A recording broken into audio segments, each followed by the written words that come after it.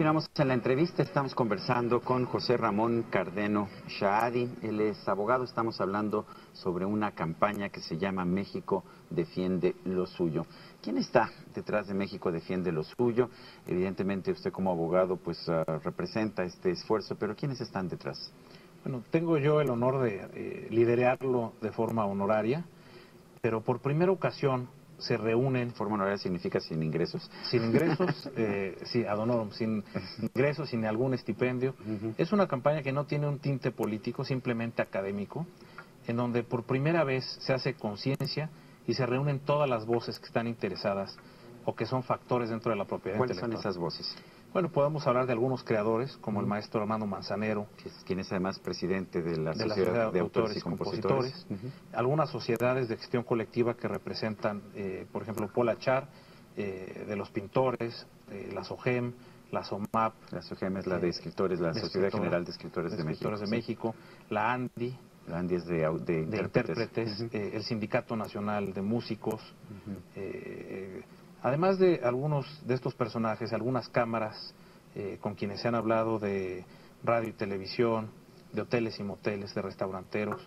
Pero también por el otro lado, en el aspecto internacional, hay una gran relación y un acercamiento con la Organización Mundial de la Propiedad Intelectual, de donde también soy consejero honorario. ¿Es la WIPO se llama? La WIPO en inglés, la OMPI en español, que es la organización de la ONU que se dirige específicamente a los temas de propiedad intelectual, la CISAC, que es la Confederación Internacional de Sociedades de Autores y Compositores.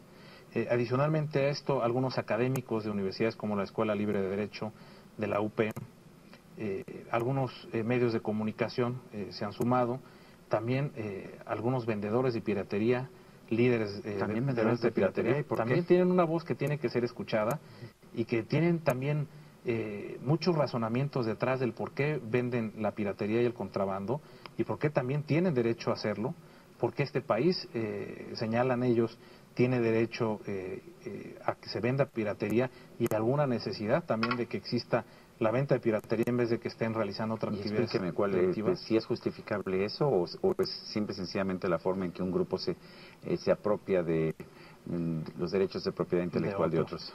Bueno, a mí no me gustaría en este momento juzgar, en especial porque yo siempre defiendo la ley al creador, pero también entiendo que puede tener un derecho social y una necesidad que las circunstancias han generado, para lo cual ellos tengan que vender. Doctor Cardeno, cuéntenos, ahora la tecnología está cambiando, ahora tenemos aplicaciones y programas en las nubes, ahí guardamos ya fotografías y música en la propia nube electrónica.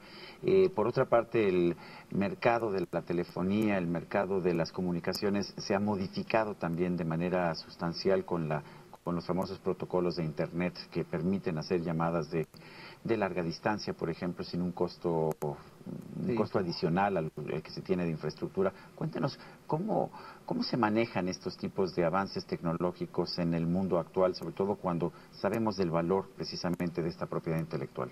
Bueno, esa es la gran pregunta de esta tarde, de esta noche. Cuando hablábamos hace un momento de por qué el activo más importante de un país era su propiedad intelectual, nos referíamos a esto, a oro molido, a un billete de lotería que tiene por cobrar esta generación que viene empujando y este próximo gobierno. Cuando hablamos de Internet, ya es cosa del pasado. Hoy en día viene el Internet 2, las redes sociales. Ya se hablan de nuevos protocolos, que quien controla los medios de comunicación será quien controle el Internet. Quien controle el acceso a la cultura y a la información será quien controle Internet. Y evidentemente Internet y la telefonía irán muy de la mano. Cada vez son objetos más pequeños. Hay una convergencia, de hecho, entre las dos, casi es la misma cosa. Ya, es ¿no? correcto. Y entonces en el futuro, como mencionábamos, las nuevas generaciones no buscan tener un sentido de propiedad como lo tenemos nosotros, sino buscan tener acceso. Ya no es el tener un libro, sino el poder acceder a él. No es tener solamente un disco, sino poder acceder a él. Y entonces, en estos próximos 5 años, la telefonía será cada vez más IP, protocolo de Internet, la televisión, la radio. Evidentemente la información ya no se guardará en un disco duro, ya no se guardará en una memoria USB o en un CD. ¿Vamos a guardar todo en la nube? Todo se guardará en la nube. La nube va a ser el gran potencializador de la información y de la cultura en estos próximos 5 años. incluso dentro de 5 años veremos esta entrevista como cosa del pasado, del por qué nosotros incluso llegábamos a pensar que la información se guardara en un lugar propio, sino simplemente lo que queremos es tener acceso al mismo. Y esto también genera un gran problema, porque mientras nos manifestamos como convencidos de que el acceso a Internet debe de ser un derecho humano regulado en todas las constituciones, todo el mundo debe de tener acceso a Internet, también nos damos cuenta de que existen derechos en esos contenidos y que el acceso a Internet debe de ser legal. El respeto a los contenidos debe de ser legal. Nos está sucediendo algo similar a lo que pasó en el derecho romano con el derecho de la propiedad y de la circulación, el derecho de paso, que mientras tenían en su momento el derecho a caminar y a transitar, la libre circulación, pues no podían entrar en la propiedad de otro. Posteriormente la imprenta, que generó el acceso al conocimiento, pero si bien es cierto que todos debemos de tener acceso al conocimiento, no podemos, y no está justificado, ir a una librería y robarnos un libro, o por otro lado no podemos agarrar y robarnos un invento. Entonces, el gran desafío del próximo sexenio será precisamente que estas redes también tengan una regulación muy abierta, siempre con tintes de libertad, siempre con tintes de acceso a la cultura, siempre con el derecho a la privacidad bien protegido, el derecho a la privacidad de las personas, pero también con esa evaluación y esa valoración de que los contenidos son valiosos, son importantes, y que solamente en la medida en que se respeten es que se seguirá desarrollando el ser humano y se seguirá desarrollando la tecnología.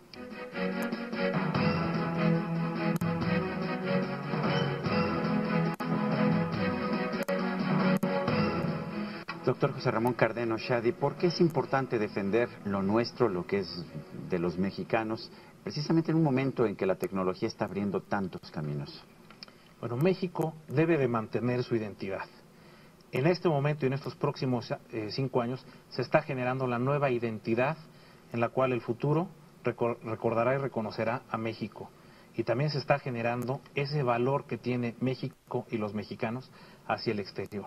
En la medida en que fomentemos la creatividad, se fomentará la economía, el empleo y la seguridad. Tenemos gente muy valiosa, tenemos jóvenes creativos muy valiosos que hoy en día están inventando, que están programando nuevos programas de cómputo y que están creando en ese espíritu sensible que tenemos todos los mexicanos y que le está generando al país una gran economía. Vale la pena que México defienda lo que es suyo.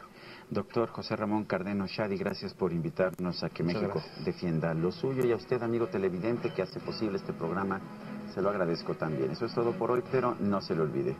Nos vemos la próxima.